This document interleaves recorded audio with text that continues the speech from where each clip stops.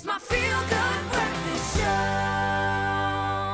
Of course, it's a feel-good morning because we're with you, Mzansi, and you know we always love to get you started off, leaving you a little bit more informed. And this morning, as we count down to the G20 Leaders Summit here in South Africa, global development and trade are again at the forefront and at the center, shaping everything from investment flows to how countries recover and grow. The G20 brings together the world's major economies, representing more than 80% of global GDP, which means decisions are being made there, right? And those decisions influence opportunities, risks for countries like ours, and so much more. So for ordinary South Africans, what does it mean really? And understanding the G20 means understanding how global rules affect jobs, prices, and growth at home. So joining us today is economist at Stellenbosch Business School, Dr. Nthabiseng Moleko. She's going to help us break things down and really understand what's going to be happening at the G20. Everyone, let's give her a feel-good welcome, please. Doctor, how are you? I'm very good, thank you, and very good morning to you. Thanks for having me. Of course, thank you for being here. And Nthabiseng, I'm so excited for us to jump into this because I feel like sometimes we get thrown all these big terms when it comes to something like the G20. So we get a little bit scared. Yeah, but you're here to guide us in the darkness and be our shining light. I'll all try. right? I'll Thank try. you. So Nthabiseng, then I want to start at something I mentioned now, which was global development.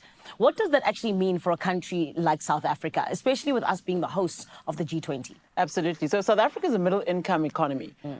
We are defined as part of the emerging market economies. Yeah. Amongst the host of G20 countries, I think we are hitting really above our weight in terms of GDP size and size of economy. Yeah. If you look at unemployment, if you look at inequality, if you look at poverty, but if also you compare us comparably for G20, what G20 is, let me start there. Yes. G20 is group of 20. So there are 20 nations that primarily develop economic policy for the globe. Yeah. It's a gathering, an international forum of countries, finance ministers, presidents, different experts within the ecosystem of the economy who gather together to engage on international finance, to engage on development, to engage on sustainable development goals. Where are we? To engage on climate issues, sustainability issues, and more importantly, debt, which is a topical issue for the African continent in particular, and some emerging market economies. So what we do, we gather as nations to put forward a path in terms of what will take us towards our sustainable development goals as nations. What agreements do we need to ensure that there is a more equitable playing field? We are hoping that because it's in Africa and because South Africa, as the chair of the G20 in this period, will be driving the African development story, the agenda for South Africa. And not just South Africa, we're representing the entire continent. Amen. And on the note of Africa, then let's talk a little bit about what we mean when we talk about making trade a little bit more fair. You know, especially when we talk about small businesses and even producers, not just in South Africa, but on the African continent. What does that mean exactly?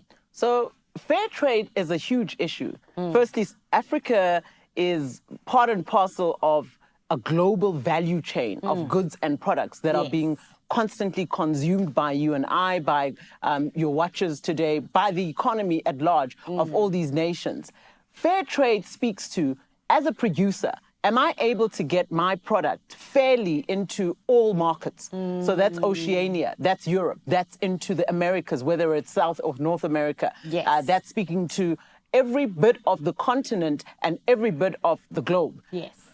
Am I able to price fairly? And am I able, in all fairness, to ensure that the products that I'm selling are enabling development of my producers? Yeah. And so the goods and services that we are sending to all these other countries, a lot of the time face what we call certification challenges. Okay. These are almost tariffs, or what we call non-tariff barriers. So if it's a non-tariff barrier, they use certification. Let me give you an example. If you're a citrus farmer or apple farmer, any produce that you make in Africa, it could be any of the primary goods, and you want to sell it to another country, whether it's in the Arabian or in the Middle East or in Europe, there are requirements for health, there are standards for certification. Yes. These cost a lot of money in dollars usually. And so they're an input cost and a barrier to trade, and they affect the price of goods and services. So if I'm unable to afford that certification, it limits my ability to sell my products to that market. And it also puts up the price of that good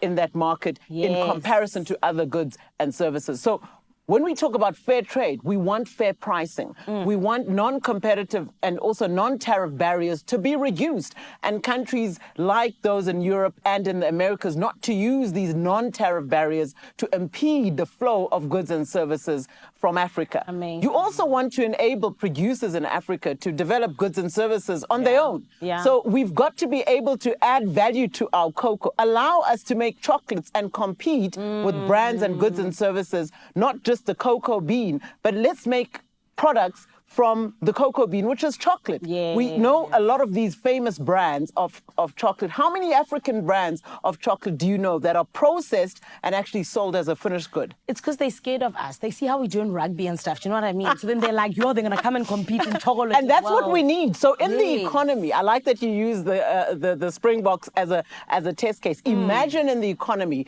we have coffee products that are as comparable to the big brands that you and I are drinking. What are you drinking right now? Think about it in your home. Which coffee brands are people drinking in the morning? Are they African brands? They are not, I can guarantee you. If you think about your jewelry, watches, gold.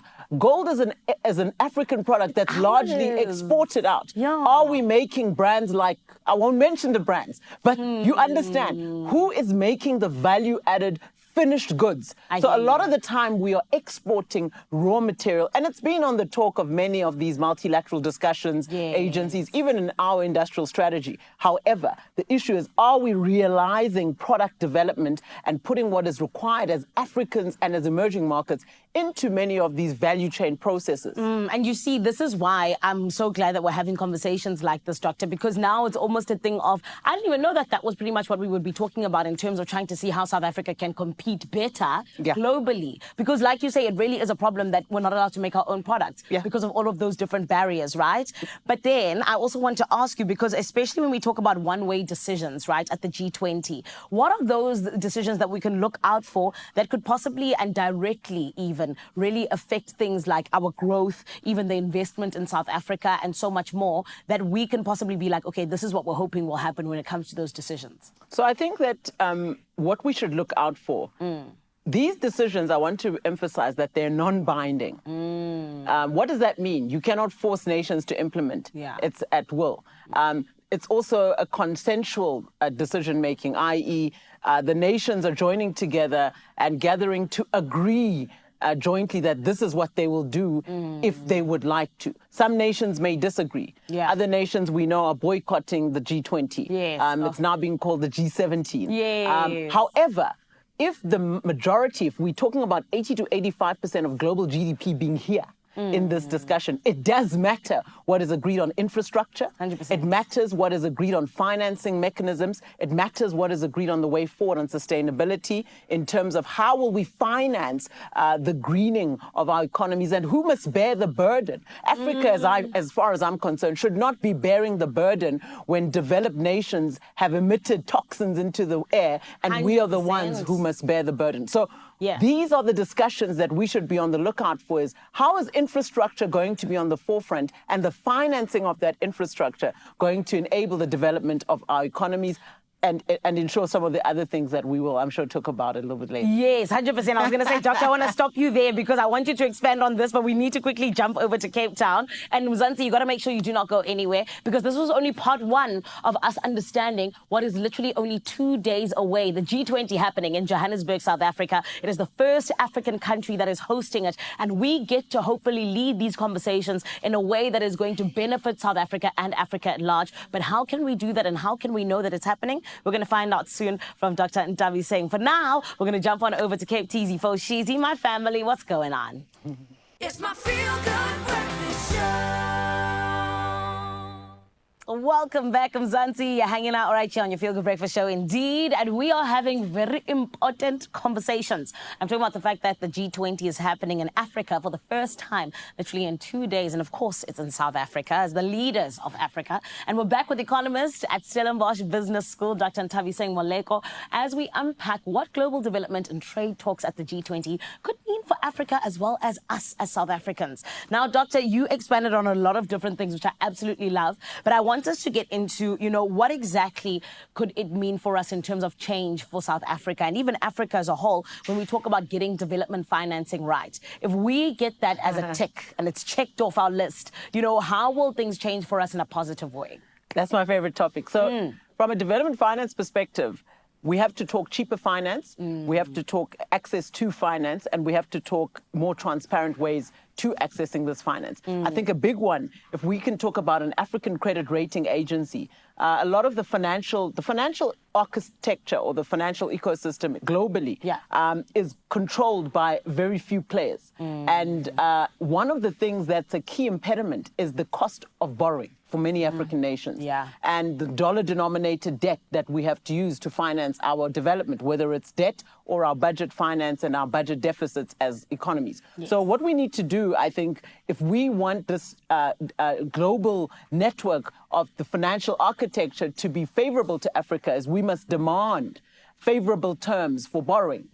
We must demand that the rating agencies in particular develop our own alternatives. It's not to forego the existing financial architecture, but what you want to do is develop an institution that can actually speak and enable emerging markets to be rated fairly and justly so. And so our ratings, we know that are very harsh against many African nations. 100%. And the cost of borrowing and risk premiums are placed primarily on your rating, like an individual. What is your credit rating as a country? If you are a junk status, the cost thereof is very high. And so these are some of the impediments into global financial architecture. I think the last thing I would add is that how do we drive an industrialized Africa? How do we drive a more productive Africa? And we need to finance the development of those value chains. It's one thing to talk about value chain development, but if you don't talk about the infrastructure impediments, the roads, the ports, the logistics, the transports, the energy, we've got to have cheaper energy and we've got to have subsidization of that energy. And that talks to the development of, I'd say, energy policy and institutions that can be favorable towards Africans. And most nations have state entities running and managing these entities at a profit. I must emphasize, at a profit with good governance. And so it's not an anomaly to have a state-run, state-managed, well-managed and executed energy producer so that you can actually have a productive economy. So it is possible. That's what you're telling us. We just need to get it right as South Africa. Yes, but now let's talk then about, something that I know is what really needed in this country because of also just the inequality, especially when it comes to the economy, but in so many different instances as well. We always want to have an inclusive economy where everyone can partake. So now, what are the things that we can hopefully look for in terms of the G20 outcomes that will allow for the growth of our economy to a point where it is inclusive for everyone? So South Africa is a dualistic economy, you will know this. So the rich versus the poor, the urban versus the rural, township, peri-urban versus the more concentrated and advanced economic nodes of KwaZulu-Natal, I'd say Cape Town or Western Cape, and also Gauteng. All the other six, Mpumalanga, Northwest, Eastern Cape, Limpopo, those are really lackluster in terms of economic activity.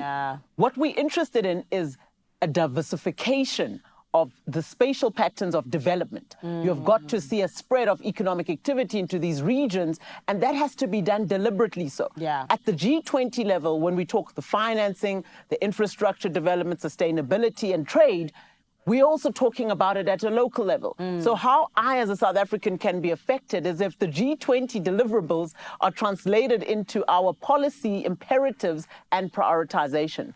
So when cheap finance is allotted to South Africa at a more favorable rate, what we want to see? We want to see that money in our budget spent on infrastructure investment, spent on not consumption to pay salaries and so forth, but Yes. rather to diversify our economy, our production, but also invest into the future of our infrastructure. I was literally going to say investment. That's literally what it is. But I really love just the way that you've broken it down, Dr. Moleko. And I also feel like when we talk about what we want to see post the G20, what is one headline that you think we would love to see as a country where we know that the G20 has done its work, that we were successful in terms of getting our points across and the world has heard us and we're all really working together just to allow for growth in Africa and beyond? The measure for me is if Africa industrializes and is able to finance its own development using its capital markets, its financial architecture,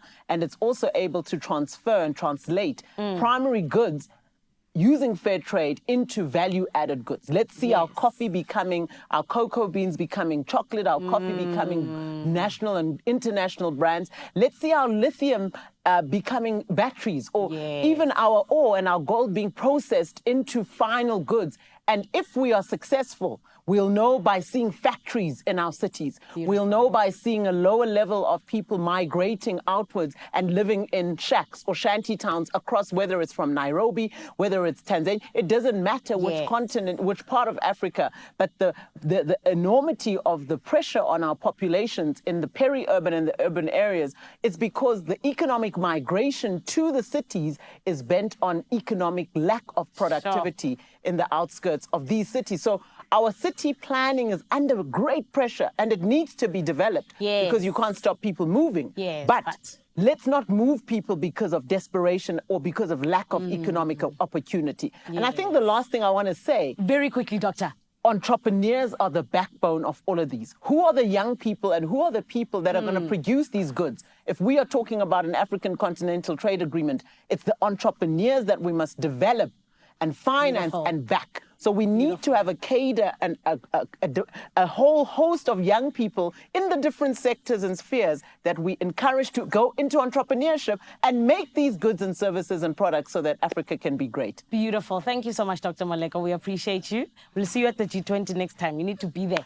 And this is why, family, we're so glad we get to have conversations like this, because now I feel like we both have a better understanding of what exactly the G20 is all about. And this is why we have to say thank you to Dr. Moleko for translating a complex global conversation into something concrete and grounded. And the G20 may feel far away, but it's decisions that shape the conditions in which our economy grows, as well as the struggles that we have that could possibly be better just by those conversations. We'll keep tracking developments as our leaders gather later this week. But here's to us understanding exactly what is happening around us. For now, though, my Cape Town family, Mother City, what are we doing next right here on our Feel Good Breakfast Show?